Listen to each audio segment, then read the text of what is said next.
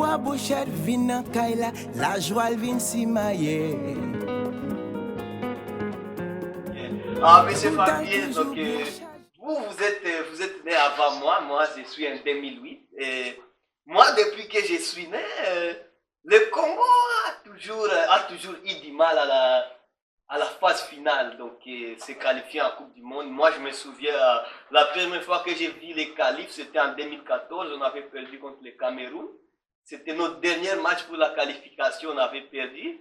Je peux me souvenir d'une défaite en 2017. Puis des matchs nuls à la dernière minute contre les Tunisiens alors qu'on menait 2-0. Donc ces événements-là m'ont traumatisé de sorte que même cette année, après la défaite contre le Sénégal, c'est comme si certains Congolais avaient comme des flashbacks de ce qui s'est passé dans le passé. Comment vous vous êtes senti après la défaite contre le Sénégal? C'est la raison pour laquelle souvent je ne suis pas trop dans le foot. Je suis très impressionné par ta connaissance de l'histoire de notre équipe nationale. C'est bien que tu donnes toutes les statistiques année après année, vu ton jeune âge, c'est quand même très impressionnant. Moi, je n'ai pas suivi ces matchs-là. J'ai commencé à être intéressé juste après la victoire contre le Cameroun. Et c'était pour moi une belle opportunité pour aller taquiner un peu nos amis du continent. Hein.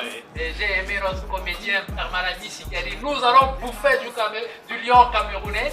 Et c'est bien qu'on ait bouffé du camerounais. C'est bien qu'on ait bouffé de l'aigle nigérian. Et maintenant, ce qui est magnifique, c'est que nous allons dans une phase où c'est l'Afrique qui va être représentée. Et c'est bien de voir que tous nos confrères africains, aussi bien les Camerounais, les Ivoiriens et même les Nigérians qui sont dans notre communauté à Cornwall ici, tous se liguent derrière la République démocratique pour nous soutenir dans ce match de barrage que nous avons devant nous. Oui, évidemment. C'est le seul représentant de l'Afrique qui reste, le Congo. C'est le seul représentant qui reste dans ce qualif intercontinental. Donc, dès que le tirage au sort pour déterminer c'est qui va jouer le Congo, c'est fait aujourd'hui. Et donc, le Congo, c'est dans le pool A. Donc, on va jouer entre la Nouvelle-Calédonie et la Jamaïque. C'est quoi vos impressions sur ces affiches-là? Je n'ai pas assez de recul pour pouvoir émettre un pronostic qui fait du sens. Tout ce que je sais, c'est que nous allons soutenir nos jeunes gens qui vont jouer ce match-là. Et nous qui sommes dans la diaspora ici, on va tous se mobiliser derrière les enfants de l'Afrique. On est très contents pour nos frères haïtiens.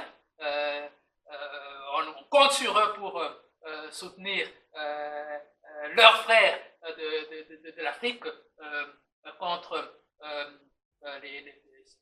je ne sais pas lequel des pays va nous affronter, mais anyways, ils vont se trouver sur notre chemin.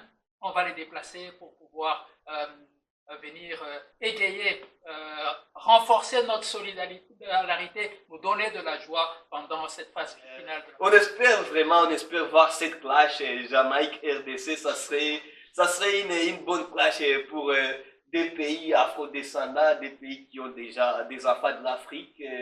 Vouloir l'aider, compétitionner dans les compétitions internationales, c'est quelque chose que... Absolument. Je ne sais pas déjà, c'est le Jamaïque ou quel autre pays? La Nouvelle-Calédonie. Ok. J'aurais souhaité ne pas avoir à abattre les Jamaïcains. Donc si ils peuvent mourir de la main de Nouveau-Calédonie.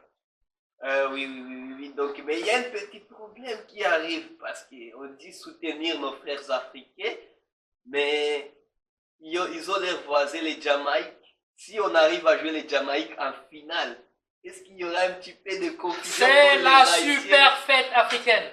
Donc, que ce soit Jamaïque, que ce soit la RDC, c'est des enfants de l'Afrique. Celui qui va gagner, on va le soutenir. Oui, évidemment, que les meilleurs gagnent. Donc, pour Calédoniens, c'est mieux, comme ça on a moins de remords à leur marcher dessus. Donc, c'est mieux qu'on puisse avoir les Calédoniens, on va les abattre sans aucun remords. Et ainsi, ça va être la grande fête des Africains, des Afro-descendants, Haïti et RDC, venir au Canada et aux États-Unis. C'est des choses qui se passent là où nous vivons.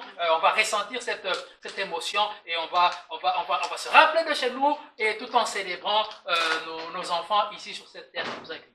C'est pour moi une première fois de me retrouver dans un podcast et ça fait bien d'avoir une expérience comme ça. Ma langue maternelle c'est le Swahili, donc kama natafuta kusema Kiswahili ya kutoka Lubumbashi, nitasema ni furaha sana kwa sisi kukutana huku mu Cornwall, mu Ontario, mu Canada, kukutana na bandugu yetu ya Haiti, kufurahi vile mainchi yetu itakuwa itaenda kwa Coupe du Monde. Tuko na soutenir watoto wote Afrika, tuna soutenir Congo et tunaona que kama Congo na Haïti inaenda kwa Coupe du Monde, non seulement on va se qualifier, mais encore on va viser même prendre cette coupe. Asante sana. Donc moi aussi ma langue maternelle c'est le Swahili. Message nataka nikupitisha hapa, message nataka kulacha hapa ni kama tunafurahi sana kuona bandugu yetu wa Haiti hapa wamejikalifia mu Coupe du Monde, na sisi tuko naombea nchi yetu, na sisi tuko na soutenir, tuko nyuma ya nchi yetu na ijikalifie mu Coupe du Monde. Itakuwa furaha kwa kwetu, watu wako nyumbani, ile italeta furaha, italeta na umoja kwa nchi yetu yenye sahihi kunapita mu temps difficile. Donc je pense que c'est tout le monde a dit, c'est qu'on est très content pour nos frères haïtiens, on est très content pour leur qualification et on espère aussi en mois de mars qu'ils vont venir avec nous, on va se soutenir mutuellement pour que les Congo aussi soient en Coupe du Monde. Comme ça, les deux pays afro-descendants vont avoir une joie immense avec nos cousins haïtiens. Merci beaucoup. Everyone is welcome. We're gonna try and understand everyone's perspective. That's the goal here. And, thank you so much. Thanks.